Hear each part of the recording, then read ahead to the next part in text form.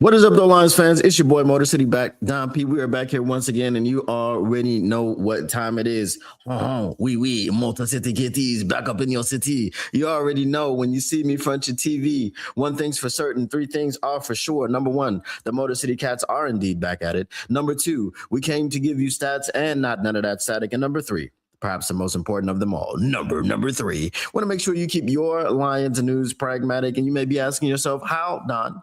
How, Mr. P, does one keep their Lions news pragmatic? Well, it's very simple. I'll tell you. I don't like to, I don't like to hide anything from you and keep any information from you. You need this information. You got to smash the like button. You got to subscribe. You got to share with your peoples. And once you've done these three things in any order, it doesn't matter in which order you've done them, you've indeed kept your Lions news pragmatic. And since we're talking about your peoples, sharing is caring. Once you've shared this stream with your mothers, your brothers, your fathers, your sisters, your cousins, your uncles, your brothers, your fathers, sisters, your mothers, your father, you name it, you have indeed cared about these people. What is up, though, everybody in the chat? Everybody who's lurking and working and smirking, even twerking. But if you're doing anything else, I don't really want to know because, some this is kind of freaky. I don't want to know about that. Keep it to yourself, just like Karen and her bland ass potato salad. We got some things that we got to get into today. The Detroit Lions have finalized. Lord have mercy. Lord have mercy. The Detroit Lions have finalized their coaching staff, and there's some stuff missing. Boy, I tell you, we're going to get into it. But sometimes I just don't know, bro. Sometimes I just don't know what goes on in the minds of people. Sometimes I just don't understand the blind faith that we have in Allen Park. Sometimes I just don't get it. But I'm gonna try to hone it in, rein it in, and try to give you the news, because we got to keep it pragmatic. All right. So we've got an article here. And it is from Detroit Lions on SI. So you already know if it's Detroit Lions on SI, it's either the Doc or it is Christian Boer. So we'll go ahead and get you this news right here, right now. This is going to be Christian Boer. Lions finalized 2026 coaching staff. The Detroit Lions have made their coaching staff official for the 2026 season. There have been several changes from last year's staff, most notably on the offensive side of the ball. Drew Petzing, or Drew Pretzel, okay, or Drew Petskins, whichever you like to say, was tabbed to lead the offense after the team moved on from John Morton earlier in the offseason. Detroit also added former New York Giants coordinator Mike Kafka as a passing game coordinator, replacing David Shaw. What up to Irv Gotti? Shaw remains with the staff, but as a passing game specialist. Additionally, Steve Oliver was promoted from an assistant role in the offensive line room to lead the tight ends room. Tyler Roll had previously been in that position, but departed to become the offensive coordinator at Iowa State University. So at least now we know what Mike Kafka's role actually is. It's not the made-up role that they gave him, the high-ranking offensive assistant, blah, blah, blah, when they hired him. Now he's going to be your passing game coordinator. Detroit has added a former player to the staff. Dan Skipper will be an offensive assistant after announcing his retirement. Skipper played parts of 5 different seasons with the Lions and appeared in 69 career games. There will be some stability within the coaching staff as mainstay members Mark Brunell, quarterbacks coach, and Scotty Montgomery, wide receivers coach, are both back with the staff. It will be Montgomery's 3rd season as the assistant head coach. Defensively, Kelvin Shepard is back for his 2nd season as the coordinator. I don't know why. Shepard did entertain some head coaching interest this offseason as the Miami Dolphins interviewed him for their job before hiring Green Bay Packers defensive coordinator Jeff Hafley. Wish they would have hired Shep. Would have been awesome for him.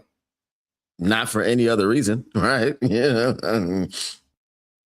Okay. Defensive line coach Casey Rogers, linebackers coach Sean Dion Hamilton, cornerbacks coach Deshae Townsend, and it's not Deshae. Shout out to TaylorMade Media. Special teams coordinator, Deshae Townsend and safeties coach Jim O'Neill all remain with the staff. Special teams coordinator Dave Phipp returns for his sixth season with the team, and Jet Modkins remains on staff as his assistant after interviewing for the Tampa Bay Buccaneers vacancy this offseason.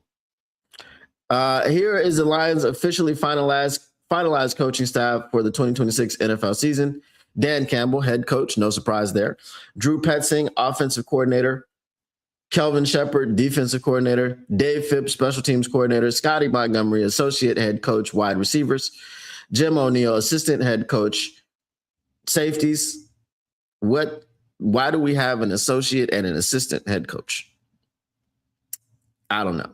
Mark Brunell, quarterbacks. Tashard Choice, running backs. Caleb Collins, defensive assistant. David Correro, senior defensive assistant. Outside linebackers. Hank Fraley, run game coordinator, offensive line. Bruce Gradkowski, assistant wide receivers. Sean Dion Hamilton, linebackers. Mike Kafka, pass game coordinator. August Mangan, defensive assistant. Justin Mesa, offensive quality control. Jet Modkins, assistant special teams.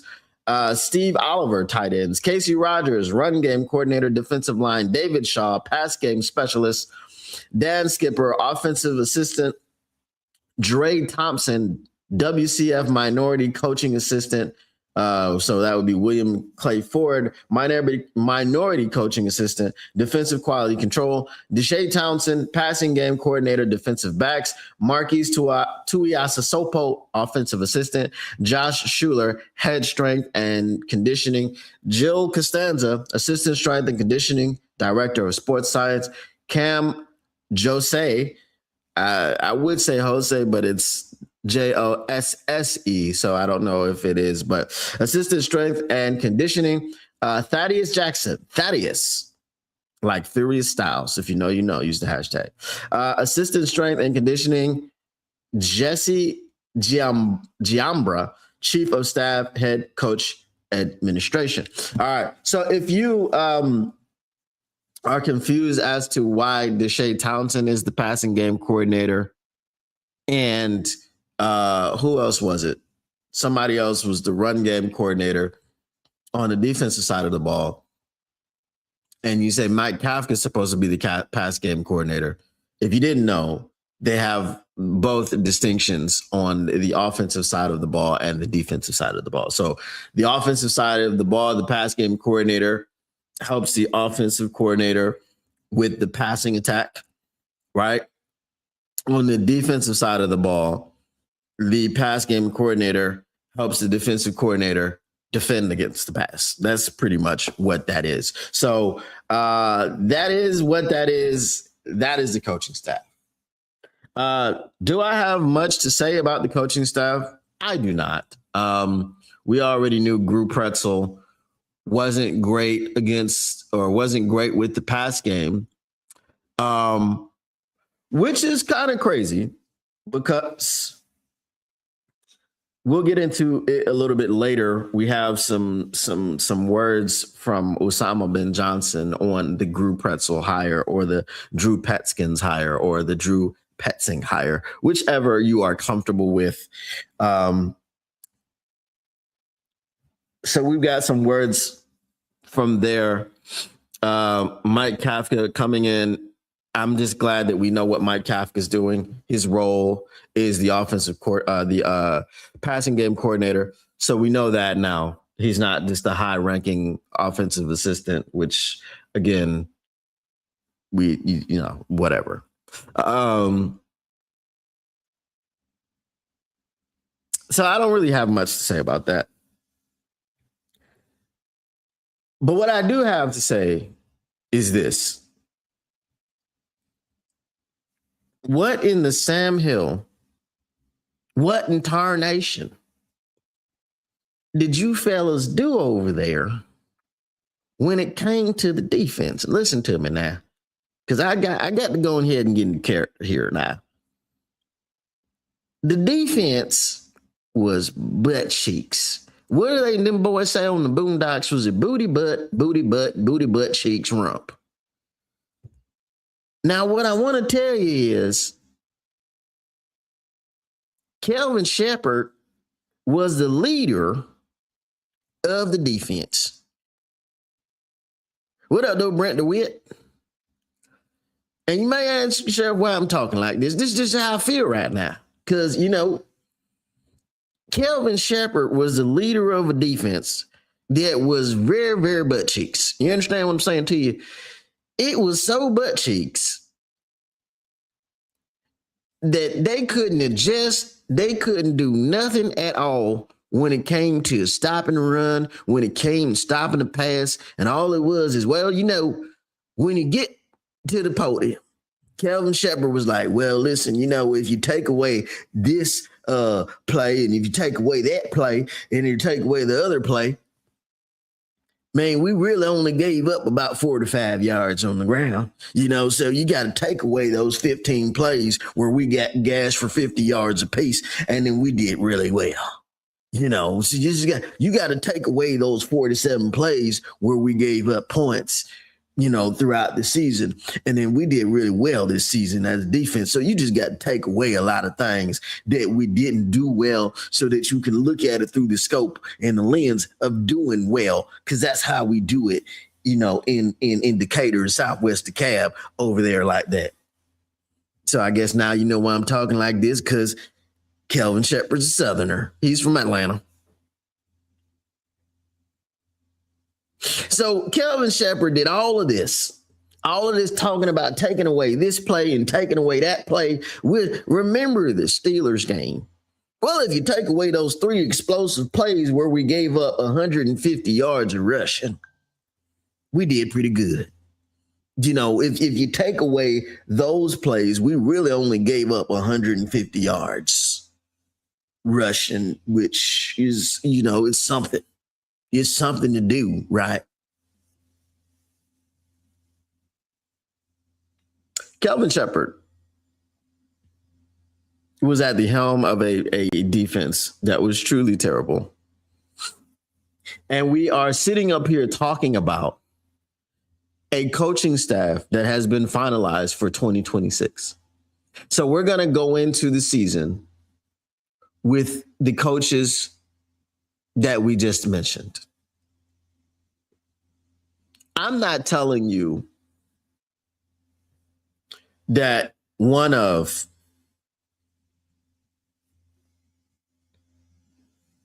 let me do this. Let me just get. I'm not telling you that one of Kelvin Sheppard, one of Caleb Collins, one of David Carrero, one of Sean Dion Hamilton, one of August Mangan, one of Casey Rogers, one of Dre Thompson, one of Deshae Townsend,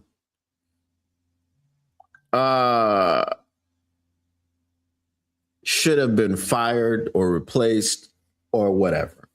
Because what I don't know is who's responsible for the mess. But what I do know is the man at the top of the responsibility for the mess is Kelvin Sheppard. And I'm not understanding why there were 0 changes. 0 changes at any position on the defense. I don't believe there was a coach fired. I don't believe there was a coach reassigned. I know there wasn't a coach hired. We have senior assistant David Carrero. Maybe we needed another senior defensive assistant to help Shep capture something a modicum of success on the defensive side of the football.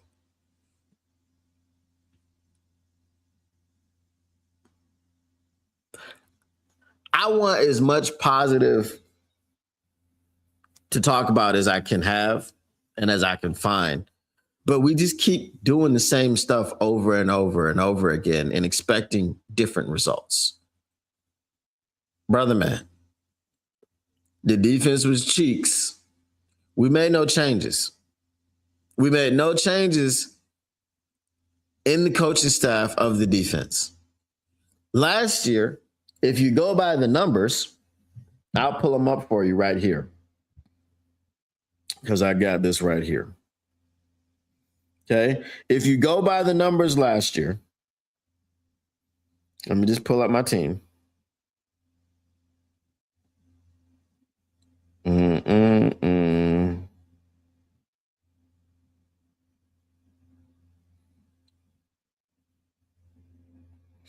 Okay. If I can just pull up the team, if I can just, because I had the numbers right here.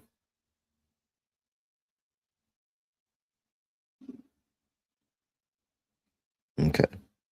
Boom. Here we go. The Detroit Lions offense was third in passing yards, third in receiving yards. Obviously, if you're third in passing, you'd be third in receiving, right? Fourth in first downs, 14th in rushing yards, and fifth in points. We really suffered and struggled in the rushing game because that's the only thing that's not top five. Everything else is top five. We got a new offensive coordinator. We got a new passing game coordinator. We moved David Shaw. We kept the same running back coach. But this is the thing. We hired someone to revamp this offense that by the numbers, again, and I've told you guys before, men lie, women lie, numbers lie too. Because numbers without context are false. They're lies, right? If you are third in offense overall and you didn't make the playoffs, that's a lie, right? So while the numbers may say one thing, they don't show you what they need to show you. So third, fourth, 14th, fifth. And you'd say, oh, that's a pretty high-powered offense. That offense did a whole lot. And there's the context of, did you beat up on lesser opponents? Were you stat Padford in those days where it was a bunch of, he threw for 400 yards this game? Yeah, well, because we were trailing for the last half of the football game, right? We were down by 3 touchdowns throughout the second half. All we could do was throw the football because running was no longer an option. That was off the table, So what is the context of how we got to those numbers? And still, with context or without context, they moved on from Johnny Moe very early, right? Week 9, by week 10, Dan Campbell's calling the plays. When, once you've had your play calling duty stripped away from you, that's it. The writing was on the wall. So he was pretty much fired at that point in time. He didn't, they retained him as not to fire him in the within the season, to not to embarrass him or whatever the case may be. But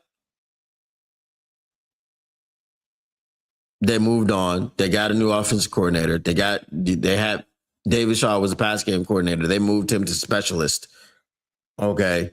Which is kind of code for you ain't doing too much. And then they got in Mike Kafka from the Giants, who was the interim head coach, and made him the passing game coordinator. So why do all of that to the offense? When the defense, again, non-contextual numbers, 4th in sacks, pretty good, right? 11th in interceptions, just outside the top 10. 3rd in forced fumbles, awesome. 12th in tackles, right? All these numbers are great, but we lost 8 games.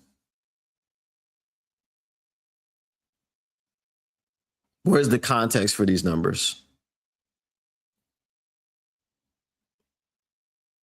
And we lost 8 games because in those 8 games, okay, let's go back. Let's go through the standings. Well, let's go through the schedule. Okay. All right. Week 1 against the Packers, we lost 27-13. Offense didn't do a damn thing, and the defense let up 27 points. Cool. Bears game, we won 52-21. So that skewed a lot of things with scoring, right? Because 52 plus 13 is 65. So we're scoring 32.5 points per game at that point in time, right? Week number 2. So you look at the average, you go, oh, dang, we're putting up points. No, we just put up points on a woebegone team at the time. Okay. Then we came in to Baltimore and we beat the Ravens 38-30. Okay. Then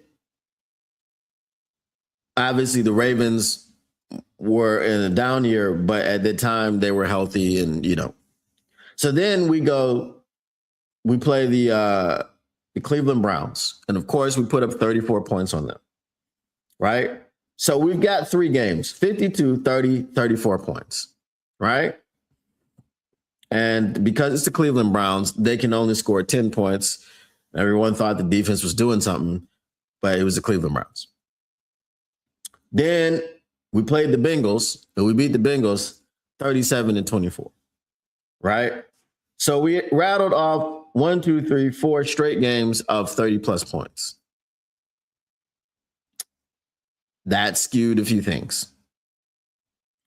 Why did it skew a few things? Because for the rest of the season, there were 3 games where we went over 30 points. So again, we had a stretch of 4 straight games in the first 5 games where we scored 30 or more points. Then for the rest of the season, we scored 30 or more points 3 times. Okay. All right. So then we get to the Chiefs and we can't score nothing but 17 points and they give up 30 points. So our defense did nothing there. Okay. The Legion of Whom game against the Tampa Bay Buccaneers, where everyone thought, again, the defense was on top of it. And they did a great job that game. 24 points to 9 points. Okay. Then we lose to the Minnesota Vikings. Can't figure it out on offense. And our defense can't stop them from getting 27 points. And we lose 24-27. Then we go and play the Washington Commanders without Jaden Daniels and everyone's hurt and depleted. And we put up 44 on them and gave up 22. Okay. Now, if you're keeping score at home, this is week number 10. We've had 1 game where we've held the team under 10 points. And we've had 1 game where we've held the team to 10 points exactly.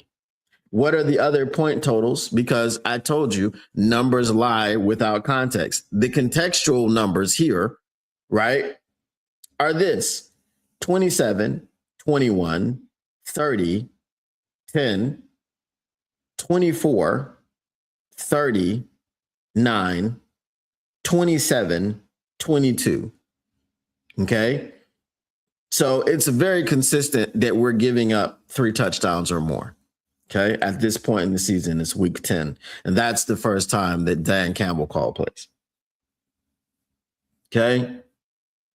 Then the next game against Philadelphia Eagles, after we thought we were back on offense, we managed to muster a whopping 9 points. We lost to the Philadelphia Eagles 9-16 or 16-9. Then we beat the New York Giants, but again, it was a shootout. We won 34-27 against the lowly New York Giants. Then we go to the Packers again, and we lose 31-24. We give up 31 points there. Okay.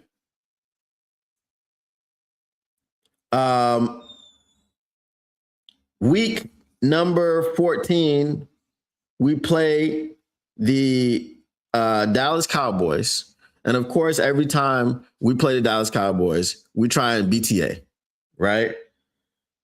But while we were on our way to BTA, 44 points, we gave up 30.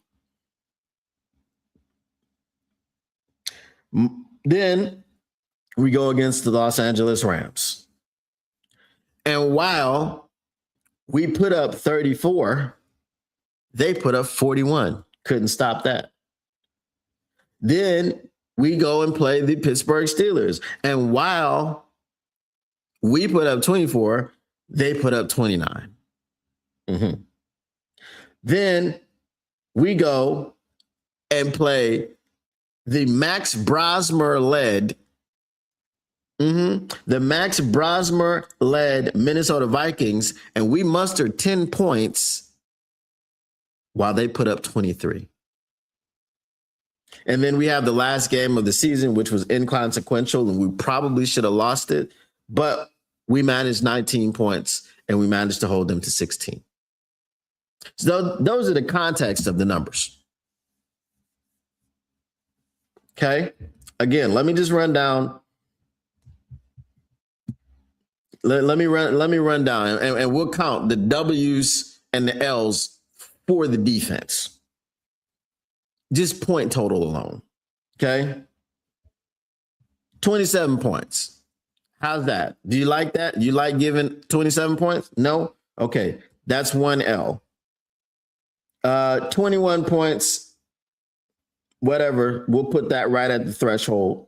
We'll call that a dub. I mean, the game was a dub, but I'm talking about the defensive performance. 30 points. That's an L. Okay. So we got 2 L's. We won the game, but 30 points is crazy.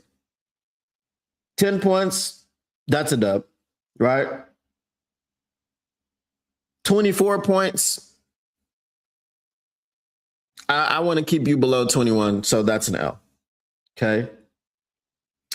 30 points. That's another L. 9 points, a dub.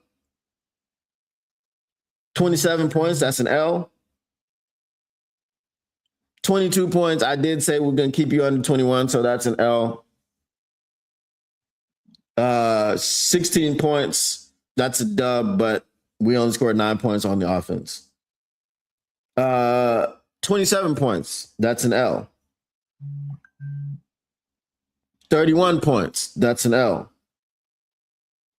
30 points, that's an L. Okay. I should actually be saying, instead of L's, I should be saying F, right? That's an F, okay? So right now we're at 8 Fs for the defensive performances. 41 points, that's an F. Sorry, that was not. So that's 10. 10 Fs. 29 points, that's an F. 23 points, that's an F.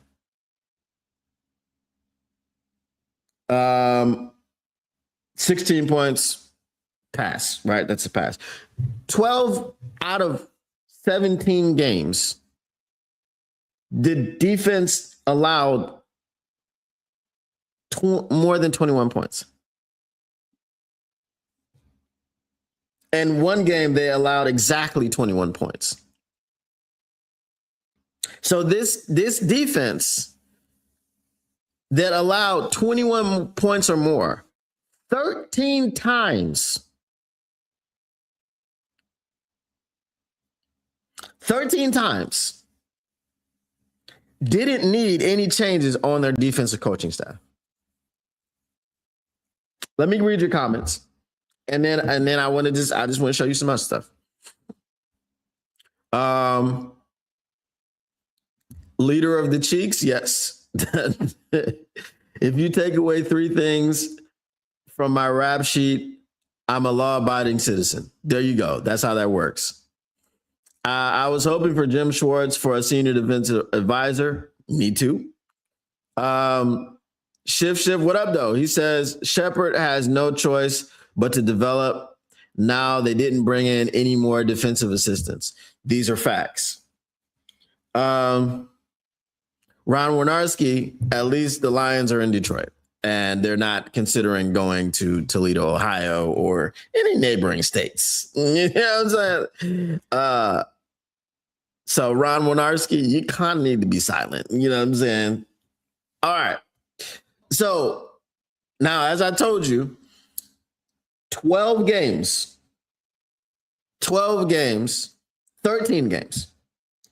that the Detroit Lions defense gave up 21 points or more. 13 games on the season. Let's look at some other things here. Let's look at some other teams. That's what I want to do. Let's see. Let's look at the people who unfortunately won the championship. Let's look at the Seattle Seahawks. Okay. We're gonna look at the full schedule. All right. Week 1, they lost, but they gave up 17 points. 17 points week 2, 13 points week 3, 20 points week 4, 38 points week 5. That's one F for them. 12 points week 6. 19 points week 7. 14 points week 9, because week 8 was their bye week. 22 points week 10. That was another one of those 44-22 scores like us against Washington, right? So again, that's an F. So that's 2 Fs for them. 21 points week 11. I didn't give it an F for the Bears, so I won't give them an F for there. Okay. But just note that at this point in the season, week 11, they've given up 21 points or more 3 times. Okay. Somehow against the Titans, they gave up 24 points. So that's an F. 0 points against the Vikings in week 13. We never shut anybody out. 9 points week 14. 16 points week 15. 37 points week 16, but they scored 38, so they won, but that is an F. It's 4 Fs for them. 3 Fs in a qualifier. 3 Fs in a qualifier. 10 points week 17. 3 points week 18. We said 13 times our defense gave up 21 points or more. What did I get up to for Seattle's defense? 4 times. 4 times throughout the entire season, they gave up 21 points or more. We did it 13 times. But we didn't need to make any changes on the defensive coaching staff.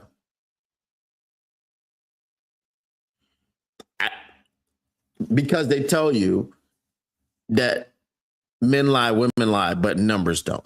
And as I told you, numbers lie all the time, unless you give them context. 13 times the Detroit Lions gave up 21 points or more. 4 times Seattle Seahawks gave up 21 points or more. We all play 17 games, right? And in the playoffs, it's the playoffs. Don't talk about playoffs. Okay. Playoffs.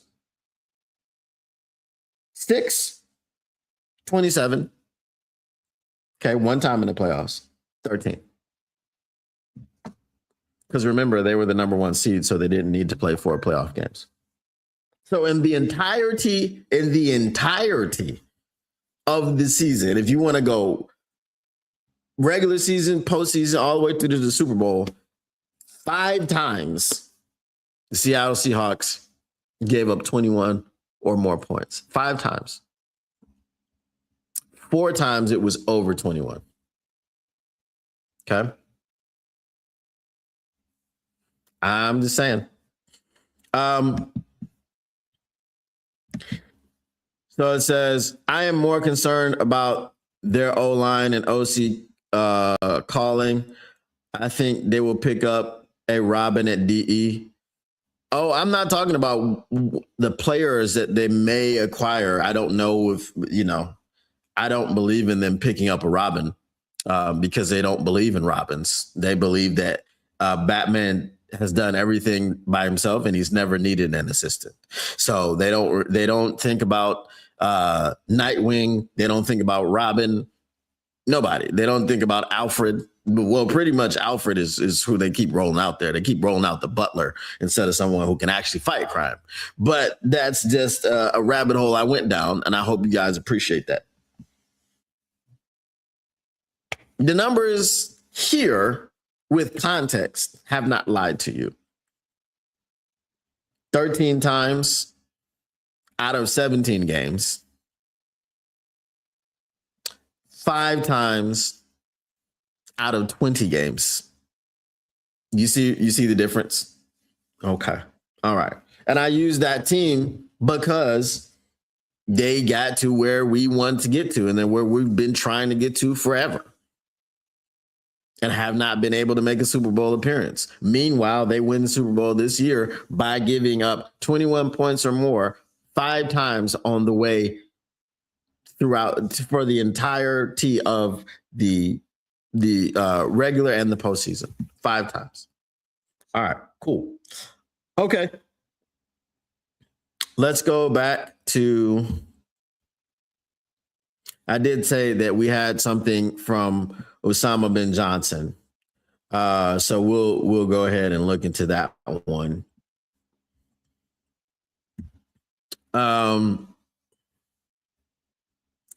So this article is from Total Apex Sports by Matt Brown. It says Detroit Lions Osama bin Johnson. It says Detroit Lions, Osama bin Johnson calls Dan Campbell, Drew Petzing a match made in heaven. Okay. It doesn't say Osama bin Johnson, but you already know how it is over here. Chitty, chitty, bang, bang. Ain't no love for Osama bin Johnson over here. He's a terrorist. When the Detroit Lions lost offensive coordinator Osama bin Johnson to the Chicago Bears head coaching job, fans were understandably nervous. Johnson had orchestrated one of the league's most potent offenses, and replacing him seemed like a tall order. But if you ask Johnson himself, the Lions didn't just find a replacement. They found the perfect fit in Drew Petzing. In a recent conversation with the Detroit Free Press, why is he talking to people in the Detroit Free Press? I don't know. Johnson didn't hold back his praise for his successor, calling the pairing of Petzing and the Lions a match made in heaven. For a fan base looking for reassurance that the offense won't miss a beat, that endorsement carries serious weight. That's also his best friend, best man at his wedding, all these things. So maybe it doesn't carry as much weight as we think it is going to carry. I indeed hope that it works out.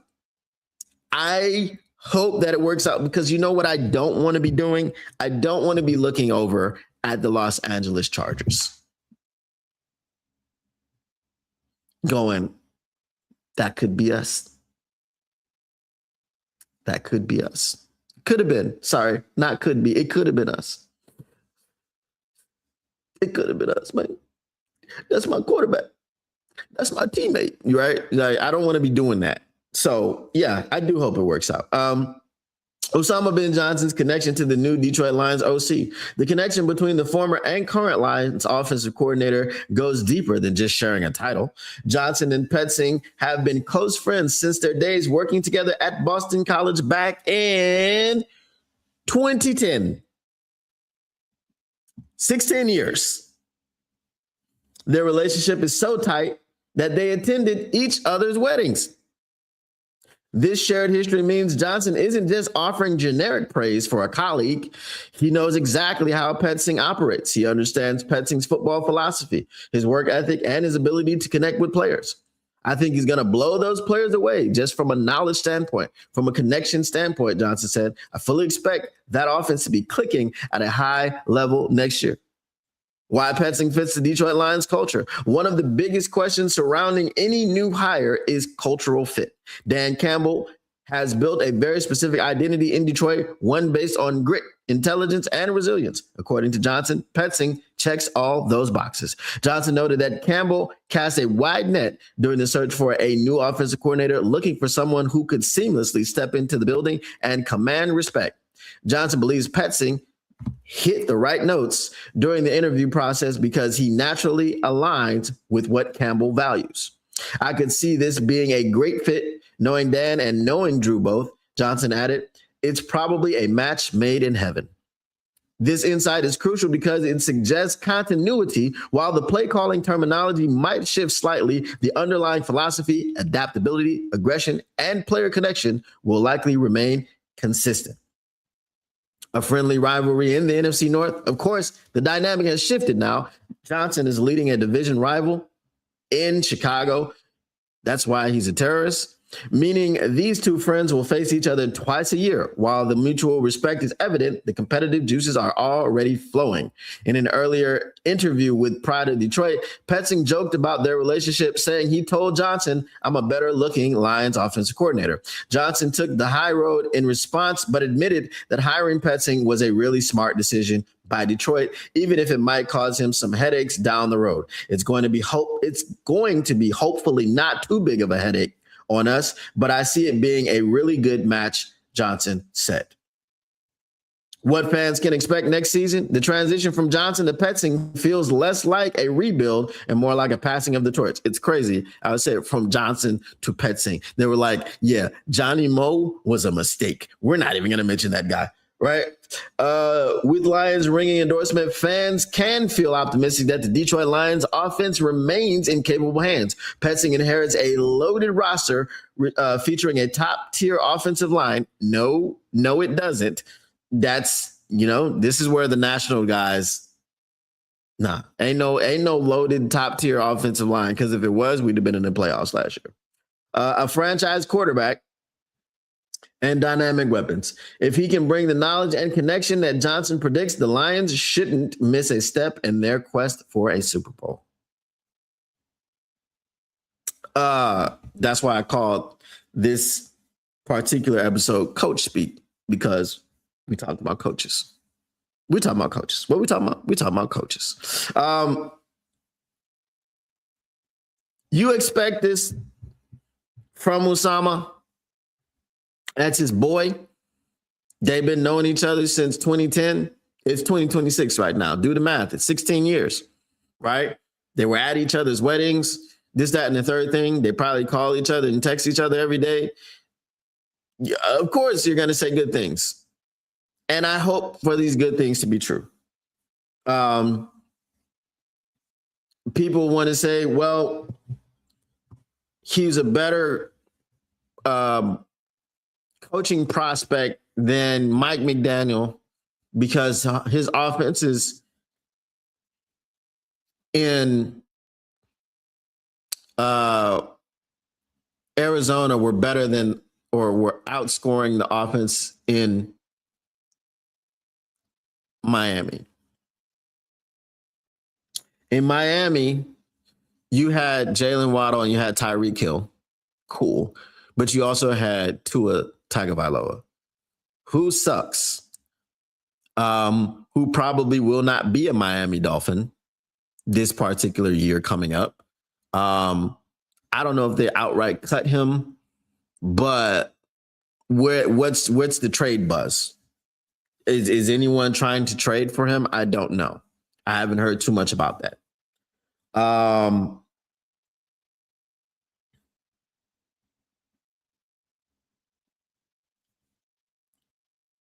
I think Kyler Murray and Jacoby Brissett, it might be debatable whether both of them are better than Tua Tagovailoa.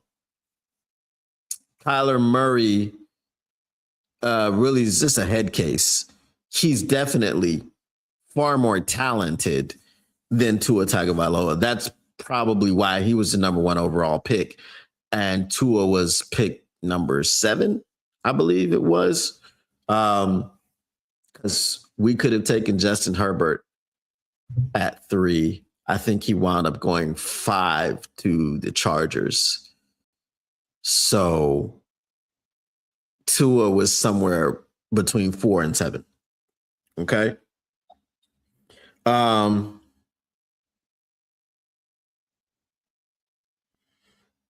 Fry Crop, what up though? He said they were friends, maybe not now. I think they're still friends. Just like Dan Campbell and Usama bin Johnson are supposedly still friends. I don't know how I feel about all that. I mean, Dan did beat Usama twice in a row, so I don't mean Dan doesn't have to have too much animus, other than the fact that he did go to a division rival, and it's pretty much unforgivable. And he said he hopes it's not going to be too much of a headache for the Bears. Y'all couldn't even beat us when we had Johnny Moe. You know what I mean? Who was, in fact, Cheeks. Now we want to talk about the leader of the Cheeks. Look no further than Johnny Moe. What do you expect Usama to say? You know, as you said, they're friends. They've been friends since 2010. What do you expect him to say? Nah. Homie trash. Yeah, nah, I'm just playing, but I'm not really.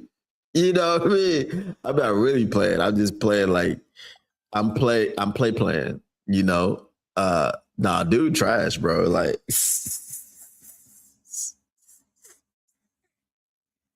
next time that dude, I was like, what are the Lions doing, bro? No, I don't expect Osama to say anything like that.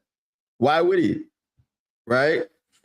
You know, if he's, you know, fist pump in the air and, you know, like, yeah, they signed that dude and he's not good enough to match wits with me, he's not gonna say it.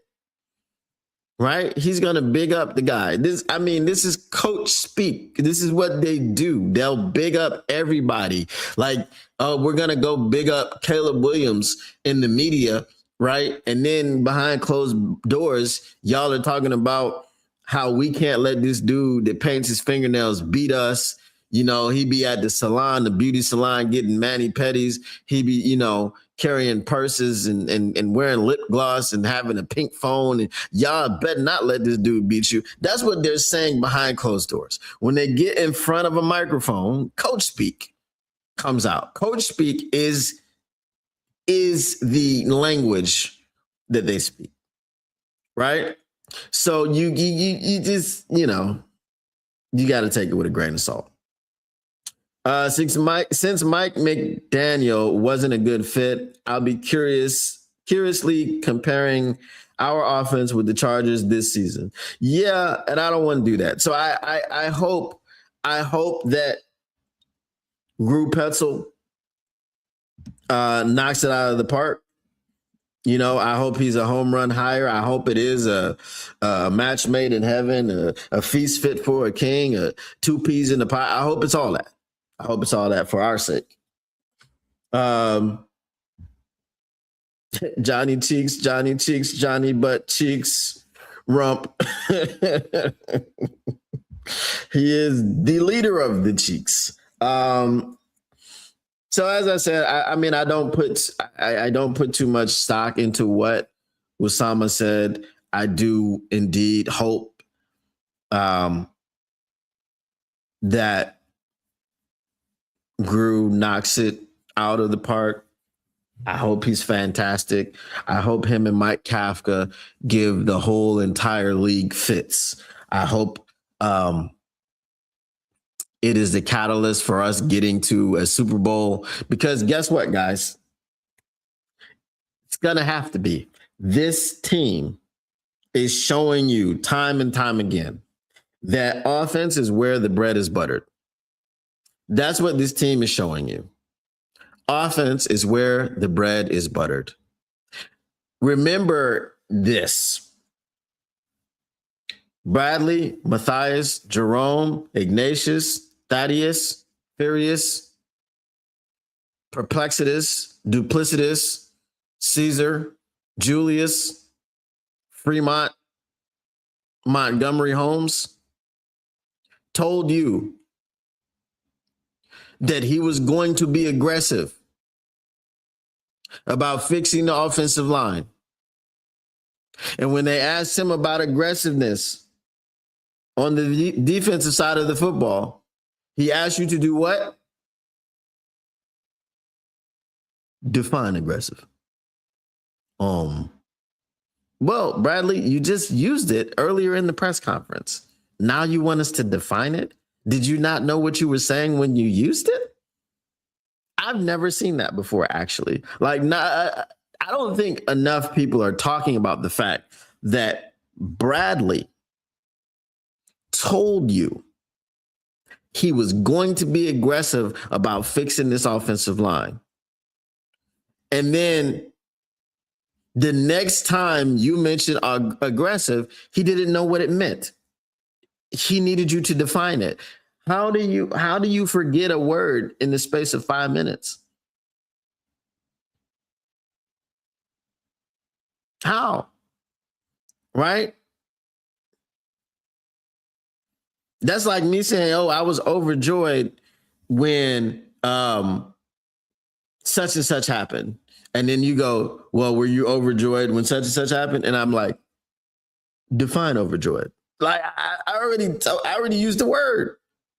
What are we doing? How does that work? Brett DeWitt says, "Isn't Caleb 0-4 versus the Lions?" Indeed, in fact.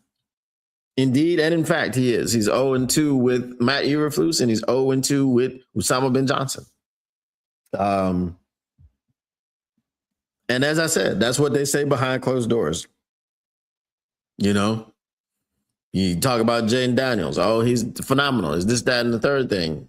You get behind closed doors, you old, skinny, old mop head looking, old.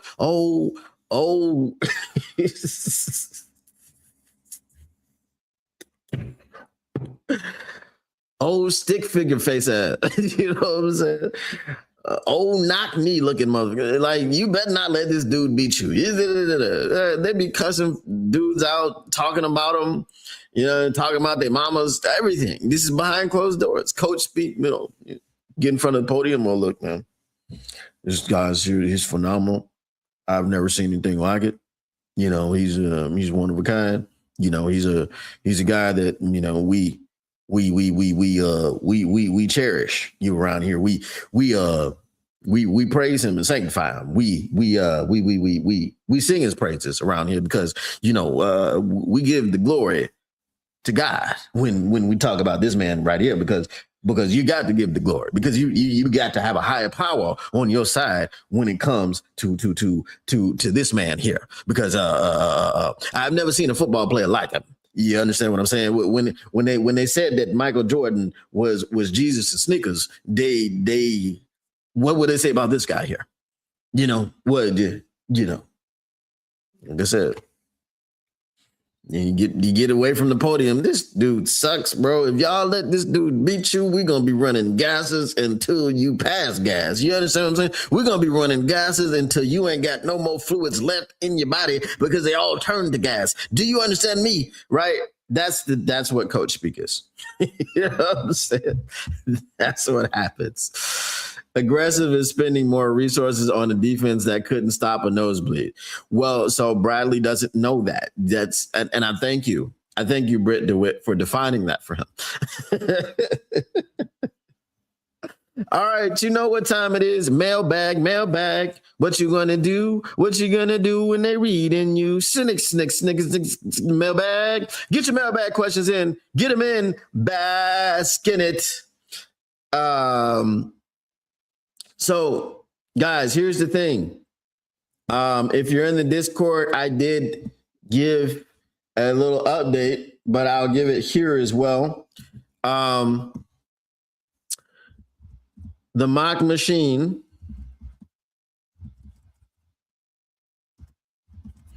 is now able to be signed up for and signed into. There was a little bit of an issue with the sign up redirect.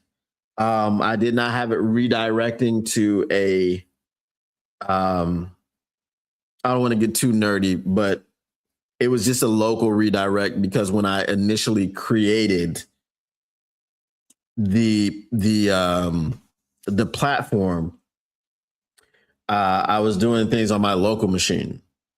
So when I went to public deployment, it was still trying to find the local machine. So this is why you weren't able to sign in ever. Now you can sign up, you can sign in, and there's no issues. All right. The code for the room, okay, because I did set up a room to test the GM mode, is, I'll put it here. It's LW4KJQ. Okay. So that's where we are right now. So you can now sign up. You can now sign in. You can invite friends. You can create rooms. So you can invite your friends to try out the GM mode and all that stuff. So let me know what you get there.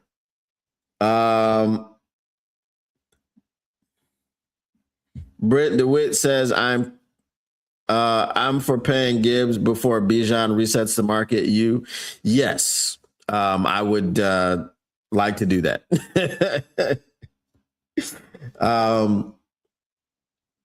Because Bijan has showed that he may be a little bit more dynamic than Gibbs. Maybe he's not as fast, maybe he's not as quick, but as in the quickness department, he's maybe one step not as quick. The speed department, he's about 3 steps behind, but so is everybody else. So, but the quickness department, Bijan's good with it. Bijan is good with it.